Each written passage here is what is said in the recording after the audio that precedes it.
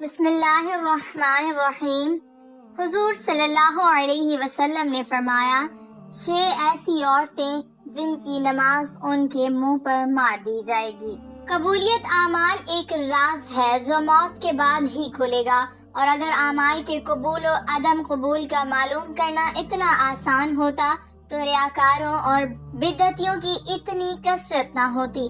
ہاں، البتہ شریعت نے قبولیت اعمال کا معیار اور کسوٹی بتا دی ہے کہ عمل کرنے والا صحیح العقیدہ ہو، عمل عین سنت کے مطابق ہو اور خلوص پر مبنی ہو، اور اپنے نیک اعمال کو برباد کرنے والے گناہوں سے بچتا ہو تو اسے اللہ تعالیٰ سے قبولیت اور فضل کی امید رکھنی چاہیے۔ نیکیاں قبول یا مسترد ہونے کی علامات اور ہدایات کے عنوان پر ارشاد فرمایا، جس میں انہوں نے سعادت حج پانے والوں کو مد نظر رکھتے ہوئے کہا کہ کائنات کی تخلیق کا مقصد اللہ کی عبادت ہے، اور عبادت کی قبولیت کے لیے جدوجہد از بس ضروری ہے۔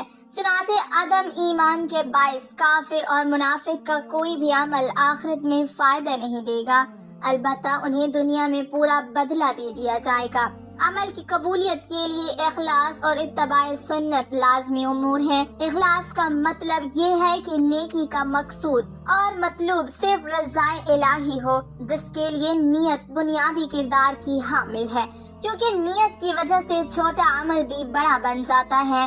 انہوں نے یہ بھی کہا کہ تقویٰ تسلسل کے ساتھ نیکیاں، نیکی کے لیے دلی رغبت، نیکی پر ثابت قدمی اور انسانی اعضاء کا صحیح سلامت رہنا نیکی قبول ہونے کی علامات میں سے ہیں۔ اگر انسان کو ابدیت کی حقیقی معرفت مل جائے تو اسے اپنی ساری زندگی کی عبادات بھی ہیچ نظر آئیں۔ اسی لیے تو عظیم ترین عبادات کے بعد بھی استغفار سنت نبوی ہے، اور مومن کبھی بھی اپنی نیکی پر گھمنڈ نہیں کرتا بلکہ اللہ سے قبولیت کا امیدوار رہتا ہے۔ چنانچہ قبولیت کے لیے دعا اور شکر گزاری اپناتا ہے۔ شکر کرنے پر اللہ کی طرف سے قبولیت کا وعدہ ہے۔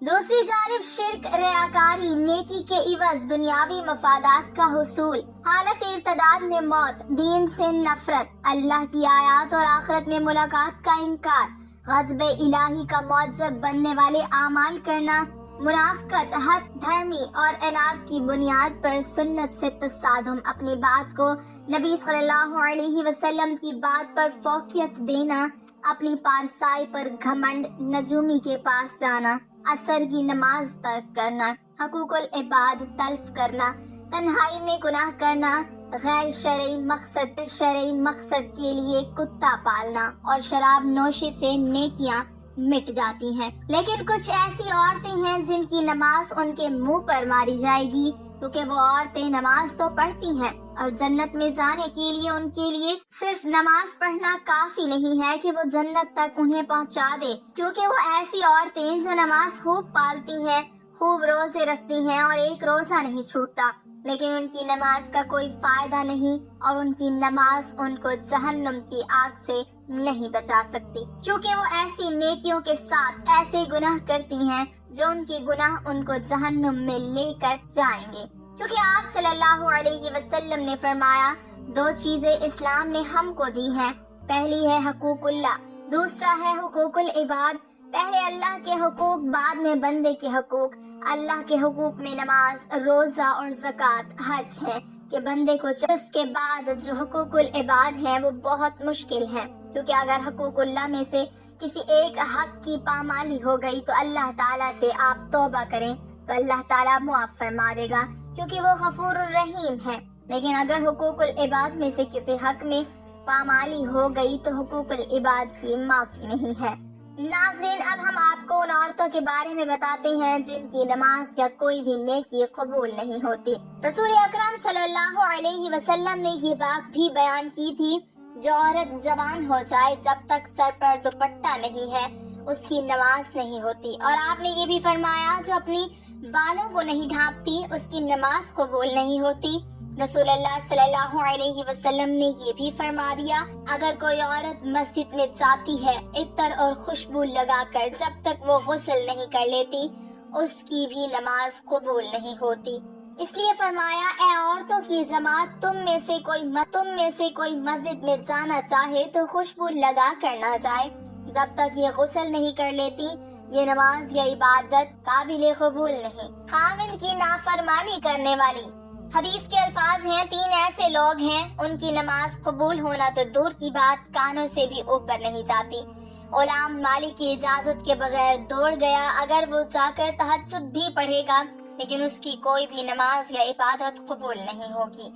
ایسی عورت جو اپنے خاوند کو ناراض کر کے رات گزارتی ہے اس کی بھی نماز قبول نہیں کی جاتی، اور ایسا انسان جو لوگوں کو نماز تو پڑھاتا ہے لیکن لوگ اس کی امامت پر خوش نہیں ہیں، پسند نہیں کرتے۔ شرط یہ ہے کہ کوئی شرعی سبب ہو، ویسے مزاج کی بات نہ ہو۔ ایسا انسان اگر کسی سبب کی وجہ سے لوگ اسے پسند نہیں کرتے تو ایسے انسان کی نماز بھی قبول نہیں ہوتی۔ حضرت ابو ہریرہ رضی اللہ تعالی عنہ سے روایت ہے کہ آپ صلی اللہ علیہ وسلم نے فرمایا 3 لوگوں کی نہ نماز قبول ہوتی ہے اور نہ کوئی نیکی اوپر چڑھتی ہے۔ نمبر 1، بھاگے ہوئے غلام کی جب تک کہ اپنے مولا کے پاس نہ آ جائے اور ان کے ہاتھ میں اپنا ہاتھ نہ دے دے۔ نمبر 2، ایسی عورت جس سے اس کا شوہر ناراض ہو۔ نمبر 3، مست شرابی کی جب تک شراب کا اثر ختم نہ ہو جائے۔ اس حدیث کے فائدے میں لکھتے ہیں مرد عورت پر نگران ہے اور عورت اس کے ماتحت ہے۔ خدا کے بعد عورت کے لیے شوہر ہی ہے۔ والدین کے حق پر شوہر کا حق غالب ہو گیا۔ اگر مذہب میں کسی کو سجدہ تعظیمی کی اجازت ہوتی تو عورت کو ہوتی کہ وہ شوہر کو سجدہ کرے۔ حدیث پاک میں ہے عورت کے لیے اس کا شوہر جنت یا جہنم ہے، کیونکہ اس کے حق کو ادا کر کے جنت پا سکتی ہے۔ جس کا اتنا بڑا حق ہو بھلا اسے ناراض کیسے کیا جا سکتا؟ پھر خدا نے جسے رفیق حیات بنایا ہے، زندگی بھر کا ساتھی اور معاون بنایا ہو، دنیا میں جس کے بغیر گزارا نہیں، اسے کیسے ناراض رکھا جا سکتا ہے؟ اس لیے اگر شوہر ناراض ہو جائے تو اسے راضی کرنے کی کوشش کرنی چاہیے، کیونکہ اس کے بغیر دنیا آخرت میں نقصان ہے۔ حضرت عائشہ رضی اللہ تعالی عنہا کی روایت ہے کہ نبی کریم صلی اللہ علیہ وسلم نے فرمایا بالغہ عورت کی نماز سر ڈھانپے بغیر قبول نہیں ہوتی۔ اس حدیث میں نماز کے دوران سر ڈھانپنے کا حکم ہے، چنانچہ اگر عورت دوران نماز سر نہ ڈھانپے تو اس کی نماز نہیں ہوتی۔ عورت کو نماز میں ہاتھ، پاؤں اور چہرے کے علاوہ باقی سارا بدن ڈھکنا ضروری ہے، سینہ بند ضروری نہیں۔ اسی لیے ایسے باریک کپڑوں میں جن سے بدن جھلکے نماز نہیں ہوتی۔ جو کپڑے ایسے باریک ہوں کہ ان کے اندر سے بدن نظر آئے، ان سے نماز نہیں ہوتی۔ نماز کے لیے دوپٹہ موٹا استعمال کرنا چاہیے۔ چہرہ، دونوں ہاتھ گٹوں تک اور دونوں پاؤں ٹخنوں تک، ان 3 اعضاء کے علاوہ نماز میں پورا بدن ڈھکنا عورت کے لیے نماز کے صحیح ہونے کی شرط ہے، اس کے بغیر نماز نہیں ہوگی۔ خواتین کا یہ کہنا کہ جب بندوں سے پردہ نہیں تو خدا سے کیا پردہ، بالکل غلط ہے۔ اللہ تعالیٰ سے تو کپڑے پہننے کے باوجود آدمی چھپ نہیں سکتا، تو کیا پورے کپڑے اتار کر نماز پڑھنے کی اجازت دے دی جائے گی؟ پھر بندوں سے پردہ نہ کرنا ایک مستقل گناہ ہے۔ جو عورت اس گناہ میں مبتلا ہو اس کے لیے یہ کیسے جائز ہو گیا کہ وہ نماز میں بھی سطر نہ ڈھانکے؟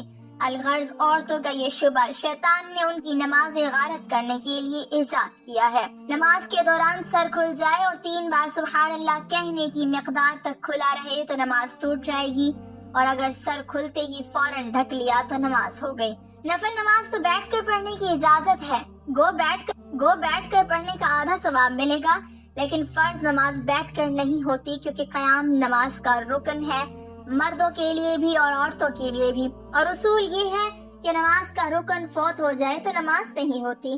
لہٰذا جو عورتیں فرض نماز بغیر معذوری کے بیٹھ کر پڑھتی ہیں ان کی نماز نہیں ہوتی۔